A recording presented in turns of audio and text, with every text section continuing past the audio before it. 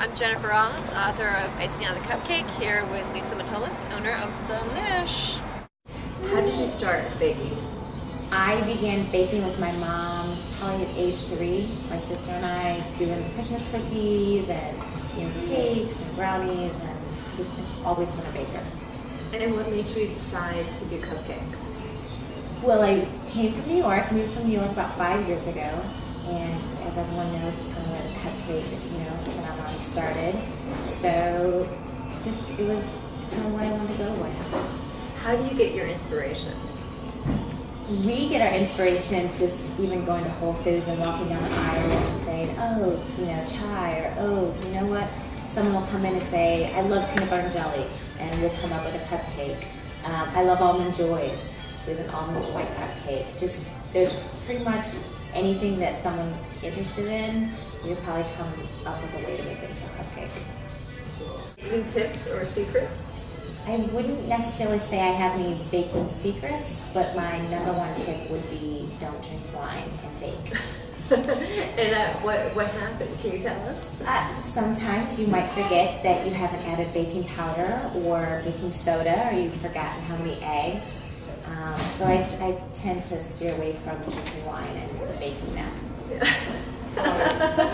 Another question was, have you ever baked, for heartache or for love? I think I always bake for love, whether it's for my daughter. I would say I'm one of the more popular moms at school. About baking as catharsis, or baking helping you get over something emotional? It definitely has helped me get through rough times. I would say one of the largest hard times in my life has been 9/11. And being so closely related. We lived about 200 yards from the South Tower. My ex-husband was a New York City fireman. So that really was a changing point, obviously, in my life. What's your favorite thing to bake? Our strawberry cupcake, it's so moist.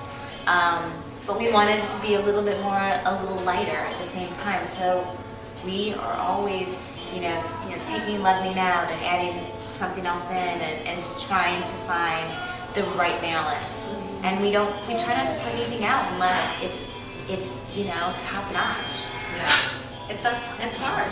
It is hard, and it's hard too sometimes because you spend your money on your ingredients, and you're like, but you don't want to put something out there that's not, Delish quality for us. Where do the rejects go?